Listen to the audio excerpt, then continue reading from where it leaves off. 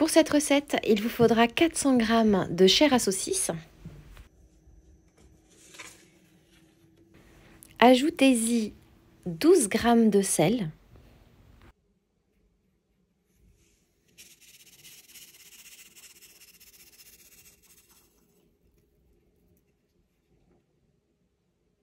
Puis ajoutez du poivre selon vos goûts au niveau de la quantité.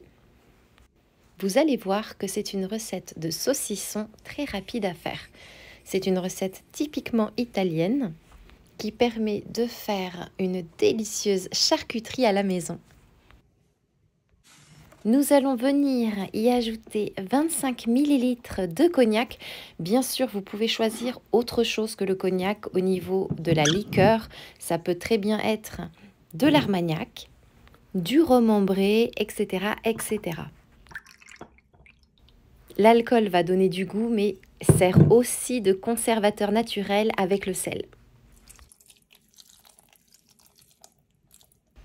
Puis mélangez le tout pendant environ 1 minute afin d'être sûr que chaque ingrédient se soit bien mélangé l'un à l'autre.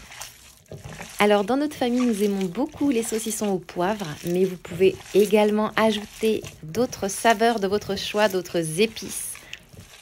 Vous pourriez très bien ajouter du romarin, du thym, de l'ail, des graines de moutarde. Bref, le choix est vraiment multiple et ça dépend de chacun. Séparez la farce en deux. Alors en Italie, nous les formons de cette façon. Je vous le montre immédiatement. C'est très simple. C'est en forme de boule ou de dôme.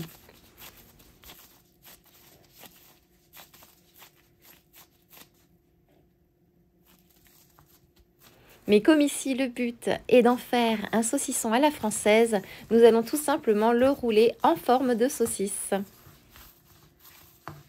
Sachez également que vous pouvez choisir la taille de votre saucisson. Vous pouvez faire un saucisson assez épais ou alors vous pouvez faire un saucisson très fin. Mais il est important de se rappeler que plus il sera fin, plus il séchera rapidement. Il faut aussi que je vous dise qu'il faut vraiment choisir une viande de qualité. Il vaut mieux aller prendre sa chair à saucisse chez le boucher, bien fraîche, plutôt que de l'acheter en barquette. Et comme je vous propose une recette de saucissons sans boyaux, il va falloir les remplacer et pour cela, il y a un truc tout simple. Il suffit de rouler chacun de vos saucissons dans de la semoule de maïs fine. D'ailleurs, semoule de maïs fine ou farine de maïs.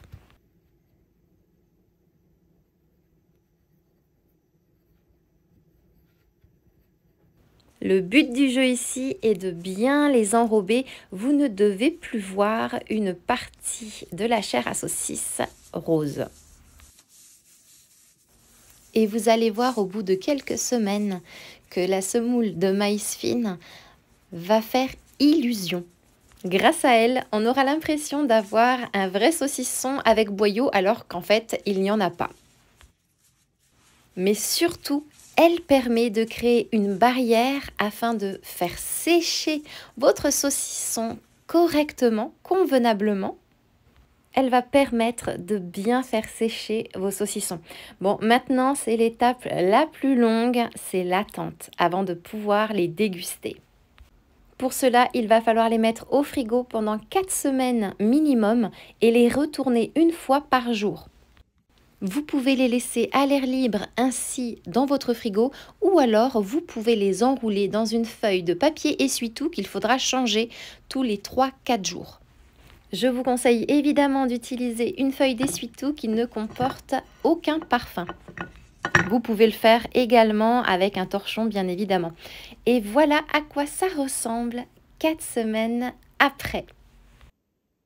Il est franchement magnifique ce saucisson. Et maintenant, nous allons le découper en tranches fines et le manger avec un délicieux pain au fromage.